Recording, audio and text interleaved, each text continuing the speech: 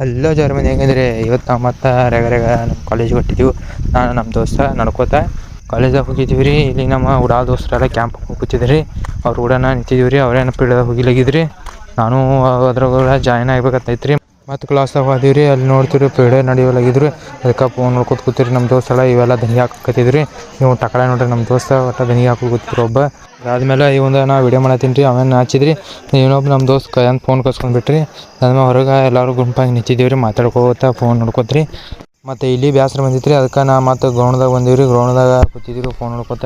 ಅದಾದ್ಮೇಲೆ ಮನೆಗೆ ಹೋಗಿದ್ದೀನಿ ರೀ. ಮನೆಗೆ ಹೋಗಿ ನಮ್ಮ ಅಪ್ಪ ಅಲ್ಲೇ ಇದ್ದರು ರೀ. ಅವ್ರ ಗಾಡಿ ಮ್ಯಾಗ ಮತ್ತು ಹೋದೀನಿ ರೀ ಮನೆಗೆ ಹೋಗ್ತಾರತ್ ನಾ ತಿಳ್ಕೊಂಡಿದ್ದೀನಿ ರೀ. ಇಲ್ಲಿ ಅಂಗಡಿಯಾಗ ಒಂದು ನನಗೆ ಕುಣಿಸ್ಬಿಟ್ರಿ ಇಲ್ಲೇ ಮಧ್ಯಾಹ್ನ. ನಮ್ಮ ದೋಸ್ತ ಕುರ್ಕುರಿ ತಿನ್ಕೋತ ಕೂತಿದ್ರಿ ಇಲ್ಲಿ.